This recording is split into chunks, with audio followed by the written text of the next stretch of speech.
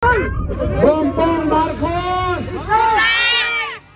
Pagmasdan mo ang sambayanang Pilipino! Pagmasdan mo, Bongbong Marcos, ang pamilyang Pilipino! Narito!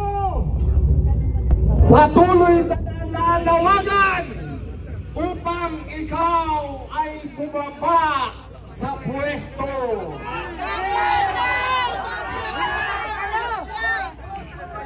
Tatay Digong! Balik po si Tatay! Sa kaninang naririnig mo kami. Narito ang mga anak mo. Patuloy na nasa likod mo. Patuloy kaming magbabantay upang ikaw ay isauli sa sambayanang Pilipino. Tatay! Pakatatag ka! Sapagkat minamahal ka ng pamilyang Pilipino. Papayag pa tayo na basta-basta na lamang nilang aagawin sa atin ang ating minamahal na Pangulo? Papayag ka ba na basta-basta na lamang nilang ibibigay sa pandaya ang ating Pangulong Duterte? Kung gano'n, ano ang gagawin ninyo? Ano ang gagawin ninyo? Lulusotin ang Malacanang! Ano ang gagawin ninyo? Lulusotin ang Malacanang! Kailangan tayo ay magsama-sama! Magkaisa! Nang sa ganon, ang ating mahal na Pangulong Duterte ay ibalik sa pamilyang Pilipino. Tama ba yan? Tama ba yan? Hindi lang dapat tayo puro salita. Kailangan gumawa tayo ng nararapat na aksyon. At ito ay ang pagkakaisa, magsama-sama ng pamilyang Pilipino. Maraming salamat po.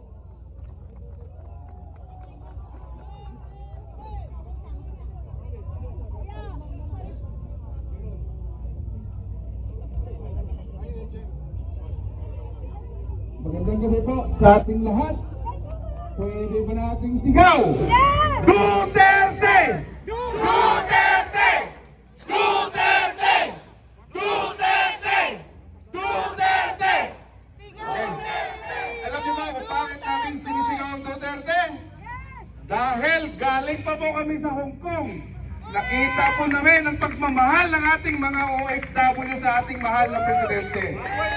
Lahat po sila umiiyak dahil sa nangyayari sa ating bayan ngayon na hindi nila maintindihan kung mayroon pa ba tayong pang-gobernong asahan sa ating bayan ngayon. Ang ating mga kababayang OFW po, lahat kanina kausap ko bago kami lumipat papuntang Pilipinas, umiiyak po sila. Ang sabi po nila sa akin, lahat kami, OFW ng Hong Kong, ay para kay Duterte. Sumisigaw po sila ng Duterte dahil nakita po nilang pag-asa sa pamamahala sa panahon ni President Rodney Duterte. Alam niyo po mga kababayan, kung hindi po kayo magsasalita, hindi tayo magsasalita, sino? Wala! Wala! Kaya ngayon, kahit ayaw natin magsalita, pinipilit po tayo ng mga pinipilit po tayo na magsalita at sabihin sa sambayanang Pilipino at sa buong mundo at sa mga OFW na tayo po dito sa Pilipinas nagkakaisa para ipagtanggol ang ating bayan sa pamumuno po ng tamang liderato ng ating bayan.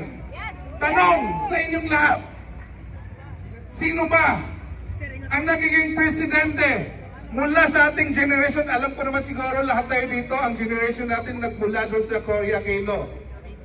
Sino po bang nagbigay ng kapayapaan at namumuhay ng maayos dito sa ating bayang Pilipinas. Di ba po si President Rodrigo Duterte po? Bakit? Ito ang mga katunayan yan.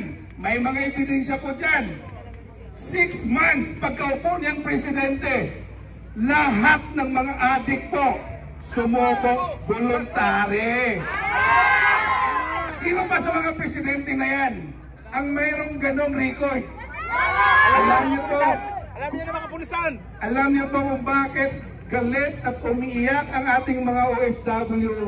Pumunta po sila sa ibang bansa para magtrabaho at mabigyan ng magandang buhay ang kanilang mga anak, mapaaral, mapakain. Pero ngayon po kabaliktaran lang nangyayari dahil natatakot po sila lumabas ang kanilang mga anak sa alanganing oras, baka po mapagtripan sila ng mga adik. Ngayon po, hindi po natin kalaban ng ating PNP, hindi po natin kalaban ng ating mga kasandaluhan. Pero sa kanilang training po, tandaan ninyo ito, huwag kayong matakot. Ang training po ng mga PNP na yan ay para protektahan po tayong mga sibilyan at para ikulong ang mga kriminal at mga adik. Pero anong nangyayari sa atin ngayon? Anong nangyayari sa atin ngayon, mga kababayan? Saan na tayo ngayon pupunta kung hindi tayo magsasalita? Si mahal na Pangulong President Rodrigo Duterte po, kung minahal siya ng ibang lahi, bakit yung mga Pilipino parang hindi nila maramdaman ang pagmamahal? Saan po tayo pupunta ngayon?